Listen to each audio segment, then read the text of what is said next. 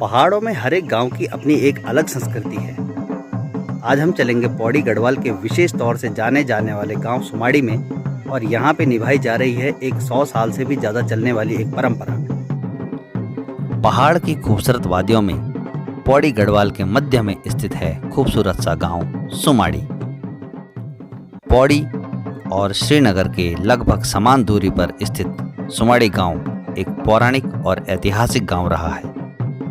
गांव की इन गलियों में आज भी पुरानी एक खुशबू मौजूद है जो नई पीढ़ी तक जा रही है और एक परंपरा यहाँ पे निभाई जा रही है जो हर जन्माष्टमी को हर साल मनाई जाती है। यहाँ पे हनुमान जी की ध्वजा की स्थापना की जा रही है और आज जन्माष्टमी है तो आज यही परंपरा निभाई जा रही है जो 1 महीने तक इस ध्वज के रूप में यहाँ पे मौजूद रहेगी और 1 महीने बाद रामलीला के समापन के साथ इस परंपरा का समापन किया जाएगा।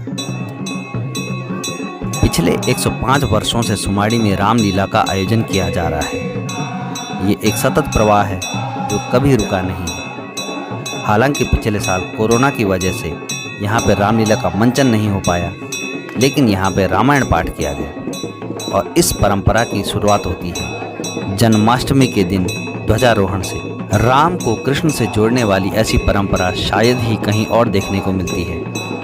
यहाँ पे हनुमान जी की पताका का आरोहण किया जाता है और इस वर्ष भी यहाँ पे हर साल की तरह इसका आयोजन किया गया। हालांकि इस साल और सालों के मुकाबले कम भीड़ देखने को मिली, लेकिन उत्साह में कहीं भी किसी किस्म की कमी देखने को नहीं मिली। गांव में लोगों ने माँ गौरा के प्रांगण में पहले माता की प्रार्थना की और देवी आरती के साथ साथ इन्होंने यहाँ पे ध्वजा का भी पूजन किया। माँ दुर्गा के इस प्रांगण में आरती के साथ में माँ दुर्गा का आह्वान किया गया।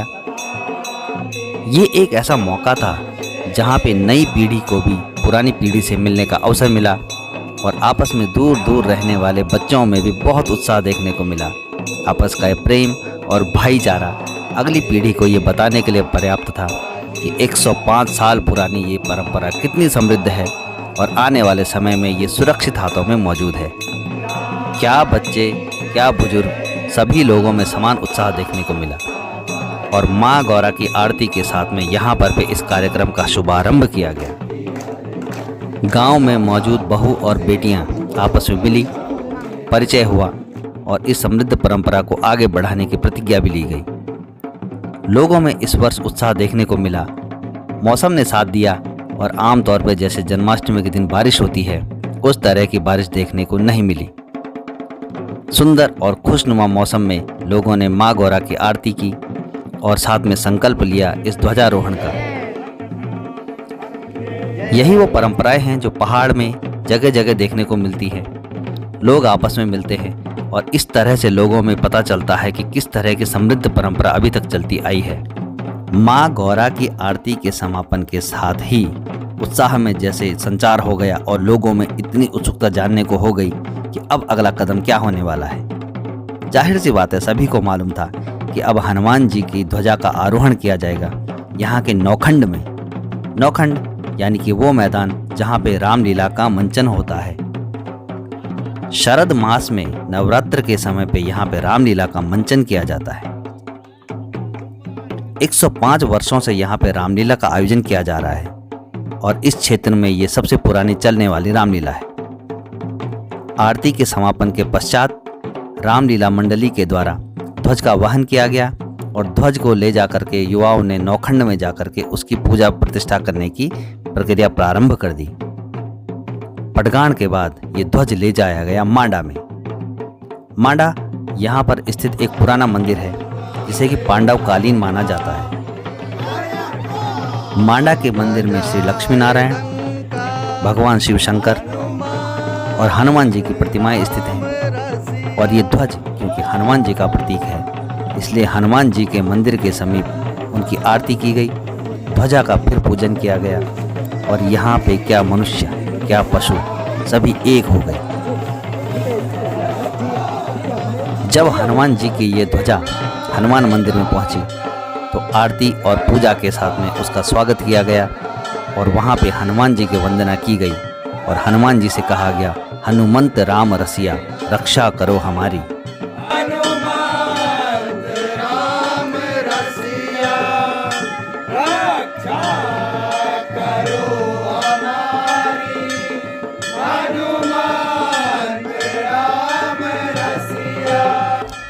हनुमान जी रक्षक हैं, हनुमान जी विघ्नहर्ता हैं, हनुमान जी संकट मोचक हैं। किसी भी प्रकार की कोई भी समस्या या कोई भी व्यवधान वहाँ पे पाँव नहीं रख सकता जहाँ पे हनुमान जी मौजूद हैं। और इसी विश्वास के साथ में हनुमान जी की इस पताका का पूजन किया गया। रामलीला मंडली और युवा मंगल दल के सदस्यों के द्वारा इस कार्य का बीड़ा उठाया गया।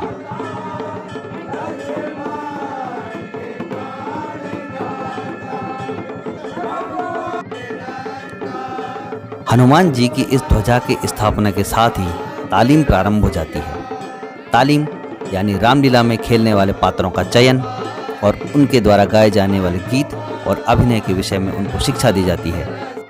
पूरे 1 माह तक ये तालीम चलती है और इसके पश्चात हनुमान जी के पात्र के द्वारा रोट काटा जाता है और इस ध्वजा को निकाला जाता है, इस विश्वास के साथ कि हनुमान जी हमेशा हमारी रक्षा करेंगे और अगले वर्ष फिर से आकर के इस ध्वजा की स्थापना करेंगे।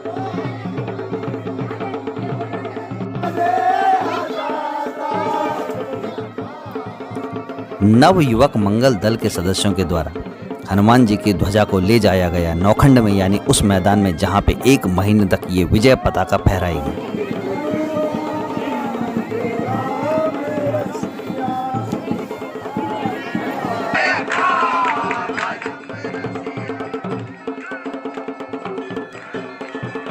सुमाड़ी गांव का जिक्र महाभारत में भी है। कहा जाता है कि इंद्रक वन के समीप 7 किरात राजाओं ने भीम को अपना नेतृत्व सौंपा था।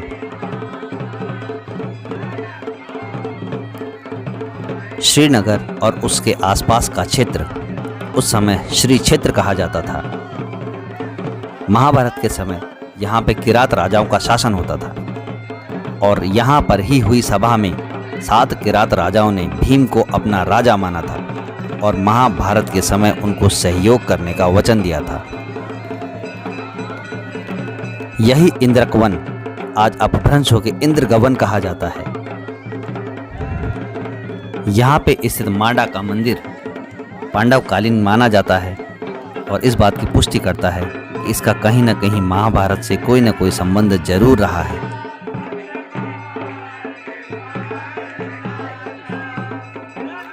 नौखंड में ध्वजा के स्थल की पूजन की जाती है और यहाँ पर उस ध्वजा की स्थापना की जाएगी जो आने वाले पूरे 1 महीने तक फहराएगी। श्री हनुमान जी की विजय पताका यहाँ पे स्थित रहेगी और हर प्रकार के संकट से गांव की और इसके निर्विघ्न होने वाली रामलीला की रक्षा करेगी।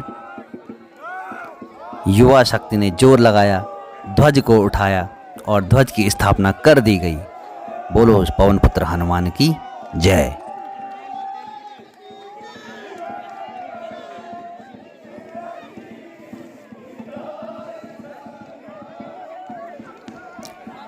बजरंग बली की ये विजय पताका इस बात की याद दिलाती है कि हनुमान जी यहीं मौजूद हैं और अपने भक्तों से मिलने आते रहते हैं। जहाँ पे राम कार्य होगा वहाँ पे हनुमान जी भी मौजूद रहेंगे और ये इस बात की पुष्टि करता है कि हमारे विश्वास कितने गहरे हैं।